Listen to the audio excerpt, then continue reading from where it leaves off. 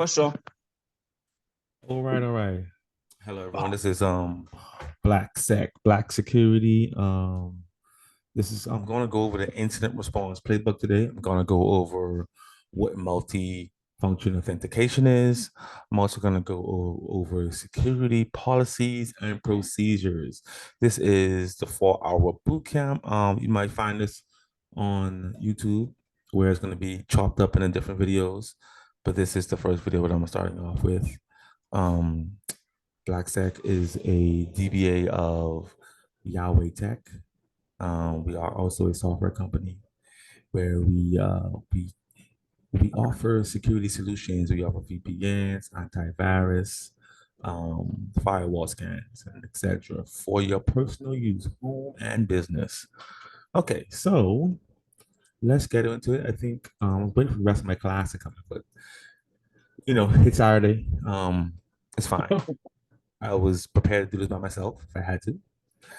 And I call him Mr. Security Plus here, right? Because he got to Security Plus really quickly. Anaso is his name. Expect him to be pivotal in the cybersecurity world in the future. Um, let's go. So let's get into it. Incident response, right? So incident response. What exactly is incident response, right? What do we think it is? How does it work? What does it have to do with our day to day in cybersecurity? Hey, Nasa, are you able to see my camera on Yes, the I can screen? see it. Okay, good. Good. From my end, it looks different, but it's fine. What is it? What is our day to day? What's with Are you with asking me or? with incident response? No, I'm just putting it out there. I mean, is there anything you want to talk about it? What is it? What is it to you? Yeah, so the way I understand it is the incident response playbook is basically, from what I understand, is basically a set of policies and procedures that have been compiled by, you know, the security analysts and administrators Okay. to go through, what happens if there's an incident, what are the procedures that we take place so that, you don't get to an incident and have no kind of um, way to, I guess, stay calm and stay calm in the moment and actually have a plan, Okay. set out, have a Yeah, plan. that's exactly what it is, and it evolved into something that we now call playbooks, right? Mm. You won't know that unless you're in the industry. People are going to hear incident response. They're going to teach you incident response when you take your little tests, right? They're not going to tell you about playbooks specifically. Right. So playbook is basically all the procedures all compiled, right? That we have in the industry for all the years. And we have came up with the best ways to respond to incidences.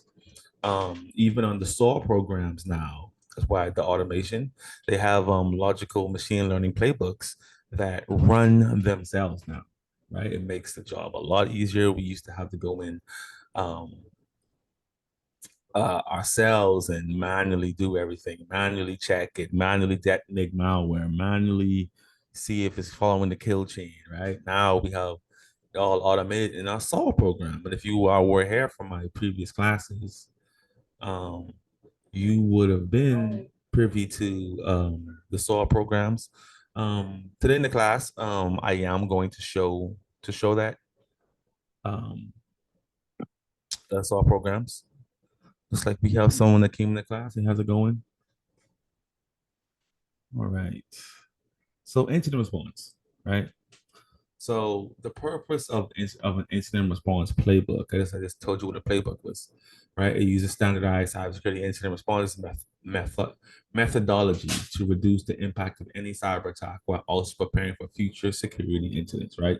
The whole point is to mitigate, stop, right, an incident, inform, and make sure that it doesn't happen again in the future, right?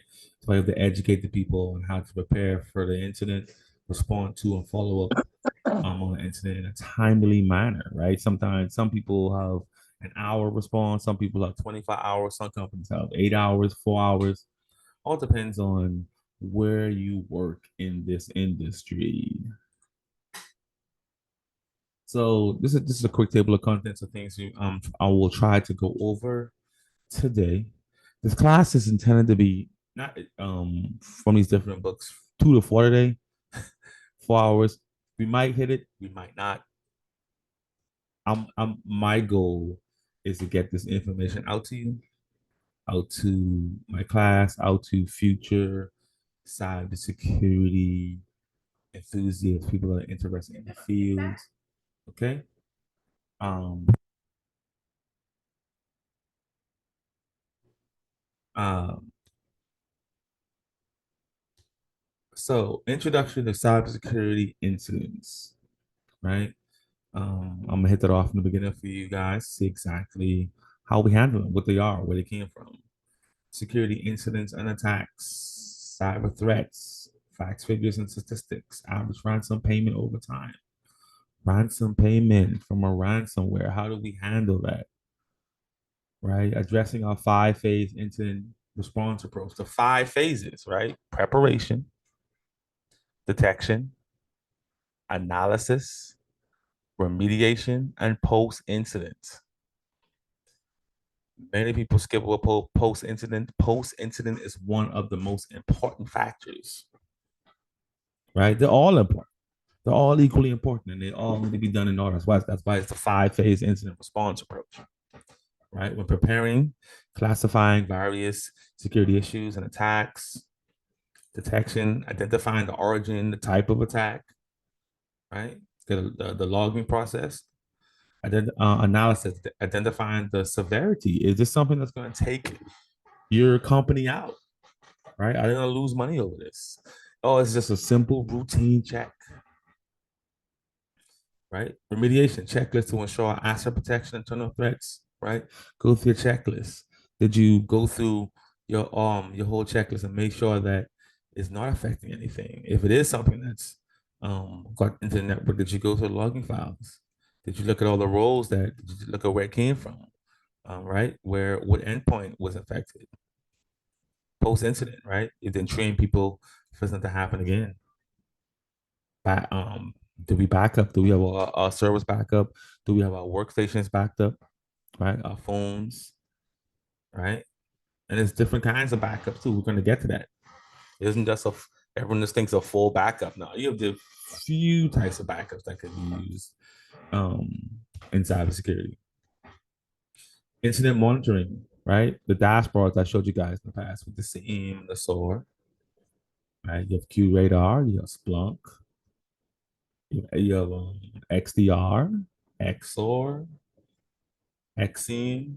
You have so many different, you know, ways to monitor dashboards, even in like Cisco, ASA, Panorama, FortiGate. They have different dashboards for incidents response monitoring. You have the real-time KPIs. I've showed you guys examples of that also. Um, Communication plan for effective incident management, right? How are you going to communicate this? How are you going to run it through management?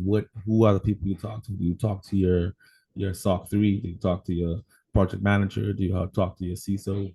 All depends on what level you are. How does that work? And cyber awareness training programs. Always training, training, training, training. You can't train enough. Any questions, any so far on any of these topics? No. Okay, good, good, good. I, when you get there, I would like sometimes the whole thing of the backups. Right. I know there's full backup, there's incremental, and there's differential. Okay. I just get confused as to What is what? yeah, and Okay. but yeah, when you get there. Right, right. We're gonna go over that. So security incidents and attacks. Everyone here should know what attacks are. If you got through the series of my videos thus far, then you should know by now what attacks, what different types like brute force. Right, it's a big one. Any malware attacks. We have done this a million times, right? Fact figures and statistics, average ransom payment over time. That's what we're stepping into right now. So, addressing the virus security incidents and attacks. Incident response can be initiated by several types of events. Number one, traditional IT security incidents like insiders, individual groups, localized hacktivists, small time criminals. This is the level one or it's a section one of what is possible, right? Insiders, it's a big one, right? The people in your company, internal, always seem to be one of the biggest threats sometimes.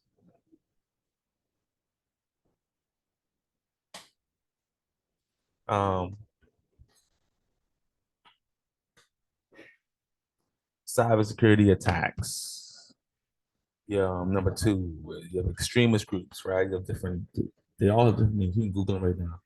So many different names with different extremist groups that do attack. And I think a big one that everyone knew at one point was Anonymous. Anonymous, big everywhere, right? Well organized crime. You know, like you think was you had the underground, the black market for centuries. They also dabble in cyber crime, right? Mafia, whatever groups there is out there. State sponsored attacks. You have state sponsored attacks are organizations that are funded by the country. People are like, oh my God, why do people do that? Well, we have ours, right? We have the NSA, right? FBI, CIA. Other countries have their own, right? Espionage, all the cool spy stuff, right? That's the world that we're in when it comes to cybersecurity attacks. So, some of the common techniques that they use are right, what phishing, command and scripts, interpreters, account manipulation, social engineering, and the list goes on. All right.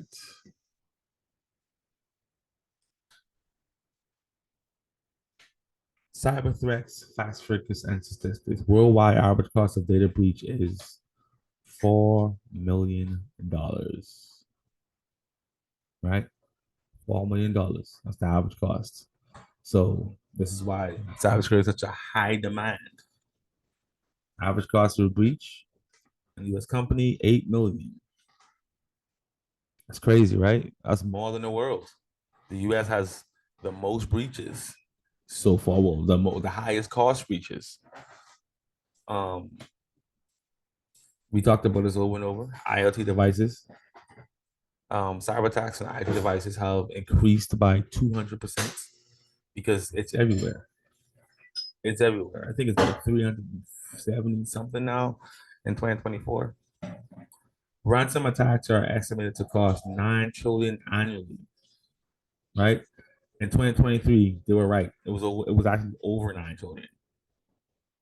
Nuts. Cyber threat complaints have increased by 30% since COVID-19 because everyone was home, everyone was inside, everything was moved to digital. So guess what? The state funded the organized crimes, the super criminals, cyber crimes. Use this as a time to take advantage and to increase their attack efforts. Um, in 2021, so 73% of IT and security professionals say they have experienced a targeted phishing attack. Everyone in here has probably experienced some type of targeted phishing attack. In fact, I'm sure of it. And if you don't know, then you probably phished. So this is a quick graph to show, like, the the ransom payments. So this slide is actually a slide that I use that I when I give presentation to my clients. So this shows them the progress of ransom over the past 3 years ago, 2 years ago.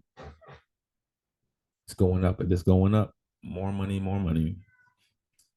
Okay, so the 5-phase incident response approach, right? Um, Preparation. What's preparation? Preparation, classifying various security issues and attacks, right? So you have to categorize what attack you're dealing with when it comes to incident response. Is it brute force? Is it a SQL injection? Is it a phishing attack? Is it just an email? Is it a malware? Is it spyware? Right? Is it a DNS poisoning? So you have to classify the attack first. You can your whatever today there used to be the worksheets you would go through and look at.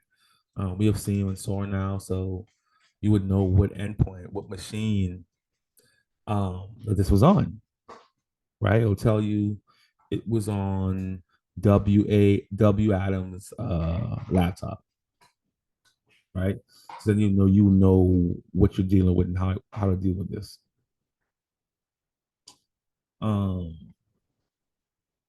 Classifying virus issues, right? Data breaches. So most internal uses and attacks.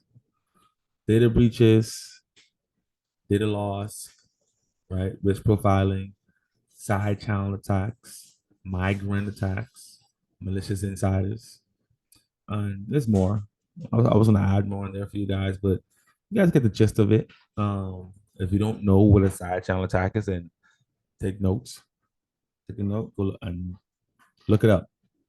Right, you have to do your part. And this understand these simple topics. We've talked about all of these before. Some things have different names. External issues and attacks, service hijacking, malware injection attack, man in the cloud, man in the middle. Isn't it interesting how now is now man in the cloud? You know why? Because almost everything is in the cloud now. Right? Man in the middle used to be almost a physical thing. So that's why I got changed to man in the cloud, because he's really in somewhere in the webs trying to look at your unencrypted information. Phishing attack, audio stenography, botnet attack. We talked about botnet attack a few times. So categorization worksheet for system components, right? So this is what you're seeing was automated. It looks like what the host computer is. The one we talked about as an example is W Adams, right? It looks like the asset tag. They'll have some type of tag from the name of convention. You'll know what type of version of Windows or whatever software is working. You have the location of it. Is it one inside your own center? Is it somewhere else? Right? Is it individual system? Is it a group of computers? Is it a whole network? Is it public accessible? Is it internal, only within the organization boundaries?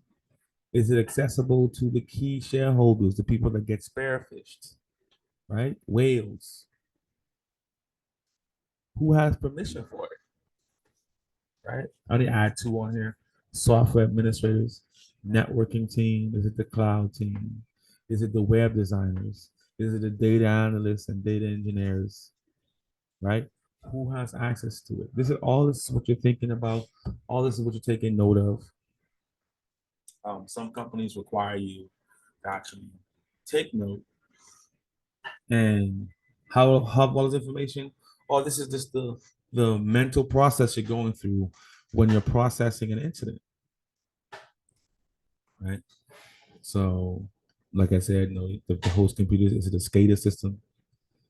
Does anyone know what SCADA is here? You guys know? What is what? SCADA. SCADA. Oh, I feel like SCADA is like one of those it's kind of like a system where it monitors the building, like how do I say, I like to call it the building's homeostasis. Okay. The call it, like the HVAC system, like the air conditioning, and just to make sure that, I don't know, just to make sure that, the building and just the Okay. general environment around the systems and the servers is actually like not overheating or just Right. You're right. Absolutely right.